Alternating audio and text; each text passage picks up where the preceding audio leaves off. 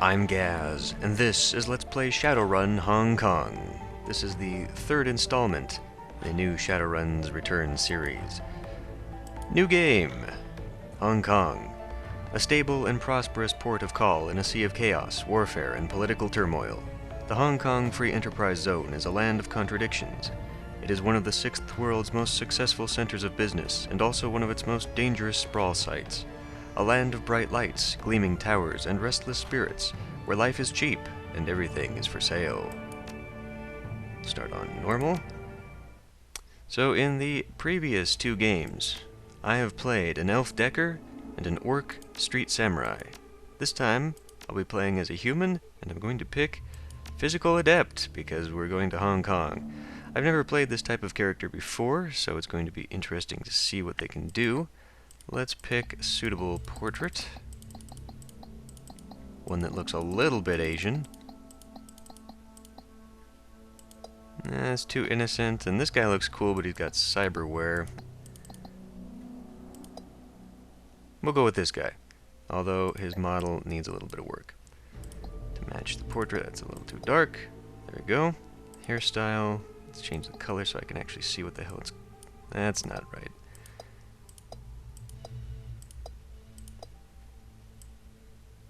That's better. Turn that back to black. Beard. He's got no beard now. Okay. Moving on. Spending my points. So, for this type of character, willpower, strength, and body are the main attributes that I want to put stuff into. I will have chi casting as opposed to actual spells. However, at least 1 point in spell casting allows me to see dragon lines, which are the magical runes that show up on the ground. This allows me to see them in fog of war, which could give me a bit of a tactical advantage, actually, because then I could see ahead of time where I'm going. My abilities are Killing Hands, Magic Resistance, Mana Fist, Stride. I imagine that allows me to get up and close. Counter Strike. That could be. So I guess I probably want to go at least 3 there. Put 1 point there. Let's see what else I got. Strength. Definitely want to go to close combat. Now, do I want to go melee or unarmed? I imagine going unarmed is going to be a little bit more difficult. However, in the interests of being sort of a kung fu master, perhaps we'll go that way. Okay. Go 3 in there. Body, that's kind of expensive to get to number 5. But I actually think if I'm going to go unarmed, I think maybe I want to go a little bit into quickness and pick up dodge. So I could increase that. I could go to number 4. But I'm not going to have many points left after that. Let's see, should I increase this to 4 maybe? So I do a little bit more damage. And then I could put 1 into there if I really wanted to, which I don't really actually want to do. Let's do this. And that leaves me with 2. That increases a spellbook slot, but I don't believe I will have those. Could put it... You know what? Let's actually take that back. And then we'll put that into quickness. And then go dodge 3. Okay. So we're not starting out super high in the stats. This might actually be spreading myself a little too thin, but I'll give it a try. Okay, etiquettes. Something I don't believe I've ever chosen correctly. In the previous games, I always miss out on the right ones. However, Shadowrunner is probably a good bet, at least for the first one. Although saying that, I have to go into, I believe it's Charisma will get me more, so this is going to be like the only one that I've got. Seeing as how Hong Kong is a business center, I imagine corporate will come in handy at some point. But, yeah, let's play Shadowrunner. Okay, first name, last name. Bruce Chan. Street name, Monk, because that's totally original. Let's go! Hard Landing. Raymond Black, the old man gave you a home once. Took you and Duncan off the gang-ridden streets of the Barrens. Sheltered, educated, slapped sense into you both, until you almost resembled productive members of society. And then you took off, left it all behind. Landed behind bars for a time, tried to start a new life after that. It's been 8 years since you've heard Raymond's voice, until out of the blue you got this cryptic message, a plea for help. Meet me in Hong Kong, right away. And wired to your account enough new yen to pay for the flight, and then some. The descent is rough. A squall comes out of nowhere, sending a solid sheet of rain punching into the suborbital transport. With a ragged shudder, the plane finally skids to a halt at the edge of the Czech-Lapcock tarmac. An hour and an interminable number of emotionless security checkpoints later, you hail a water taxi to Victoria Harbor. Hong Kong looms ahead, pulsing with energy.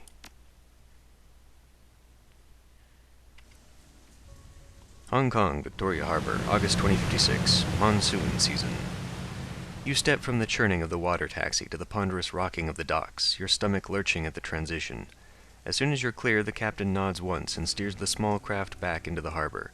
The man never said a word, just handed you a worn brown duffel bag when you stepped on board, filled with gear, some stiff new body armor, and a note. Better safe than sorry. D.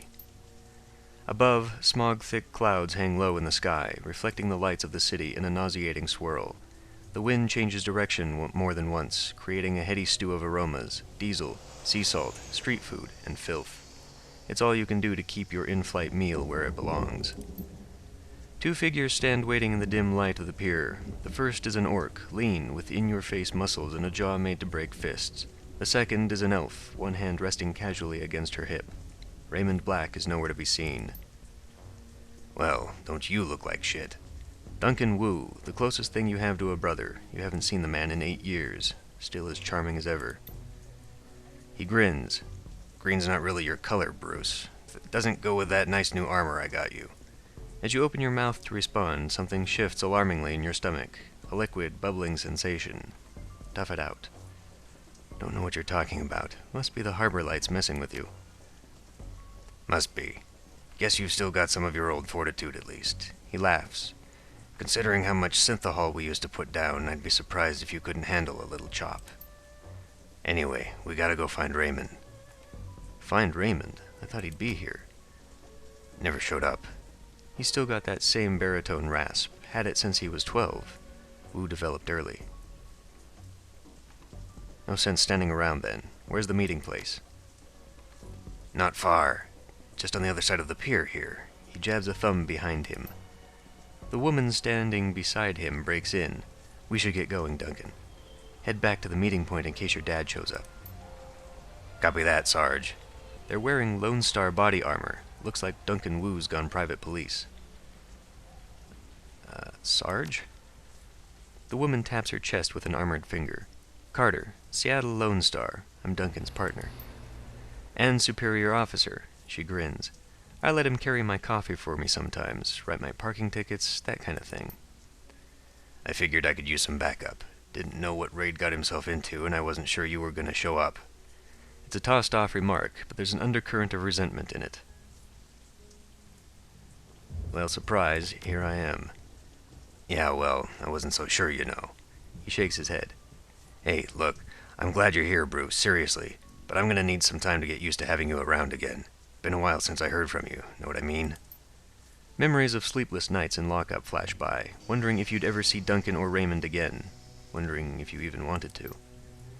And then stepping out into the daylight, suddenly free, the fallout of some obscure corporate restructuring, a few hundred new yen worth of apology from your former jailers, and a decision to start a new life, to leave the past behind, all of it, until now. Yeah, we'll talk about it later, okay? Wu stares at you, his goggles reflecting the harbor lights. Yeah, okay. He scans the waterfront, frowning. Let's just find Raymond. He was supposed to meet us in the plaza at the other side of this pier. The sooner we find him, the sooner you all can have a big happy family reunion over dinner. Carter grins.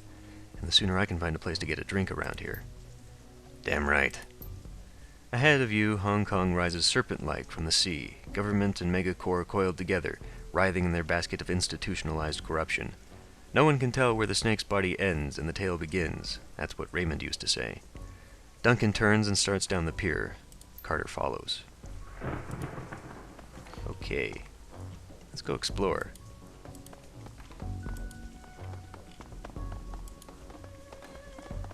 Objective, keep the team alive.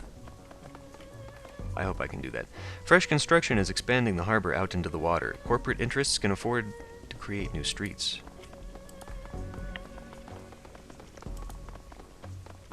Fancy lights for a pier. Locked gate. Here we go.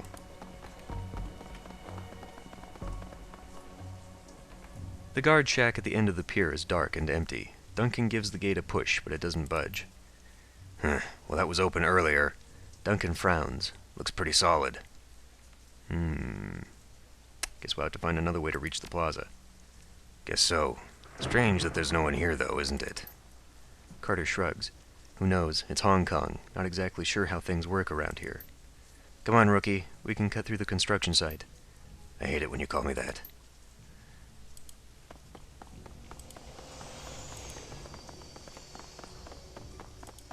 Security checkpoint. The gate is locked, but the nearby control panel appears accessible. Carter pulls it open with a metallic screech that pierces your skull, sending a new wave of pain down to your churning stomach. She examines the control panel for a moment, then throws Wu a backward glance. Looks like there's another way off the docks on the other side of this gate. I think I can bypass the lock. Stand aside and let her work. Carter fiddles with some wires and the door lock hisses open. Got it, let's go. Okay, that's a dragon line right there. Movement! Enemy turn. Shouting in Cantonese. More Cantonese, too quick to catch. Alright. First combat. The group on the dock was fishing a package out of a speedboat when you surprised them. Now the package is at the bottom of the bay, and the speedboat is disappearing into the distance. They close on you, red-faced and yelling. The light of the harbor glints off of their weapons as they approach. The leader shouts something in Cantonese, but it's too fast to make out. You're rusty. It's been years since Raymond's house and the language lesson that wouldn't end. The old man never spoke anything but his native language at home. Wu speaks with authority. His Cantonese is as solid as ever. He never let it drop. You guys doing some late-night fishing? The smuggler smiles. Oh yeah, we're fishing for assholes. Wu points at their weapons. You're gonna need some better bait. All you're gonna catch with that is trouble. Seriously? Did they teach you that in rent-a-cop school? He turns to you with a smile starting on his face. Then he thinks better of it, turns back to the smugglers. Wu flashes his badge. Lone Star, put the guns down. The smuggler squints at Wu's badge, then smiles at his friends. Never seen a badge like that before. Either it's fake or you're some kind of security guard. He grasps his rifle. Either way, this ends the same. I think he's done talking. Alright, we're in turn-based combat mode. Hooray. So, seeing as how the dragon lines are over here, I believe I want to stay over here, so I get a little bit of a tactical advantage. What do we have here? We have a mage. Great. We should get her right here. So now she gets the bonus from that. I think I will have... Now, he's a physical character, so he needs to sort of get up there, but I don't really want to expose myself at this moment, so I'm going to hide behind here. Maybe we can entice them to get over here. No, you. You need to set up... Could you set up behind here? That's not really great cover. Oh, come on. Come on. This is going to be annoying, isn't it? Well, let's get in here. At least get some cover, and I can take a shot on somebody. Him, 97%. Didn't do very well, though. Well, okay, you're gonna have to wait a turn then. Oh, of course, you guys are gonna freaking get hidden. I was hoping to pull them my way, but that's not gonna happen. Okay.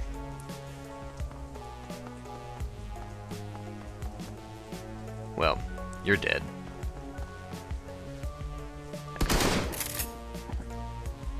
You are out of cover completely, so should I come after you or should I come around here? I think you can take it. I'll get these guys from behind, so let's come running in here now. Killing Hands is a passive ability.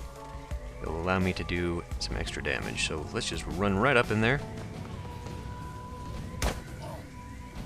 12 damage, not bad. Let's see, 2 shots I think will be enough. There we go. Double crits. Fantastic. Okay, what do I want to do with you? I have a mana ball explosion. That actually... 68% and it'll only hit one of them. Although I could actually... That... 73% there. Doesn't look like it'll actually hit one, though. Oh, whatever. I could increase some accuracy, though. How about? Oh, that hit both? Really? Oh, probably because I'm on here, right? Aim accuracy, well, medium dragon line. Should I take care of that or the mage? Probably you, huh? Because you got the shotgun. Nice! Damn! Ooh, not good. Okay, not smart to do that. Not smart to leave him out in the open like that at all.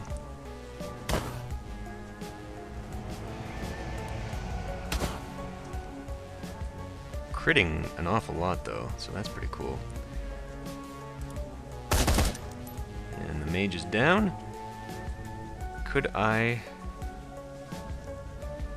Well, I guess we'll find out. 40% chance to crit, that's pretty damn good. Yeah, okay. Do you think those guys were Triad? Not sure. I don't recognize their tattoos.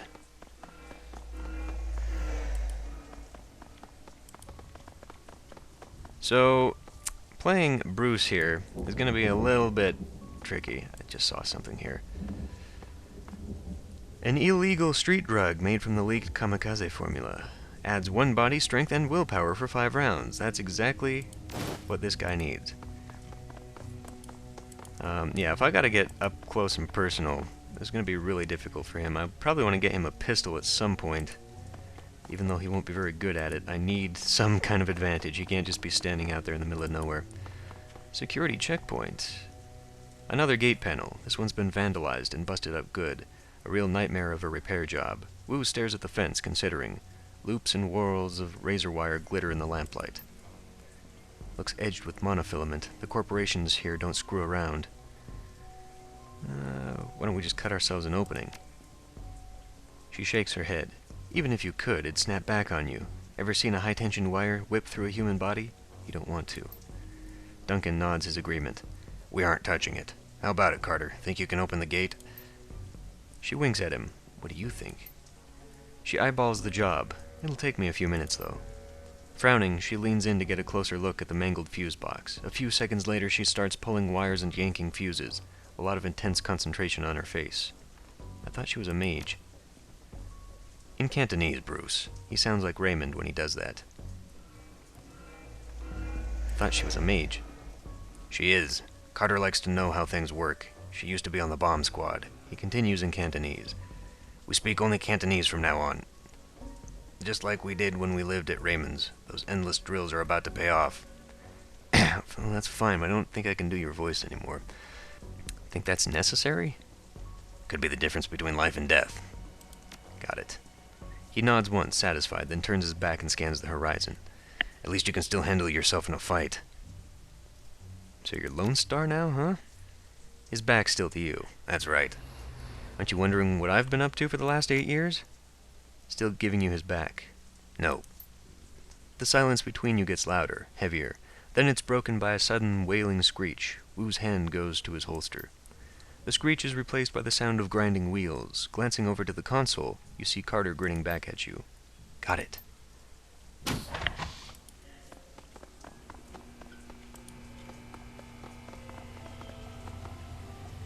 The light from the nearby vendor stall stabs into your eyes, triggering a throbbing ache in the back of your skull. You stop short, squinting as rough voices drift in on the wind. Where's everyone else? Where's the damn shipment? Haven't seen them yet. We just got here. The voice becomes irritated. Long Way is probably waiting for us, so we can haul it out of the boat for him, that lazy bastard. Let's just hang out here, let him find us. Carter keeps her voice low. Looks like we're on a stroll through Smuggler Central. These gangers don't know we're here. We could probably just slip past. Or we could clip them. They're already looking for us. Might be better to take them out now, while we've got the element of surprise on our side. Ambushing enemies. While unaware hostiles are on screen, press the unholster button to enter turn-based combat mode. Okay. Well, that's a good place to leave off. I'll end this one here, and next time, we'll take on the gangers.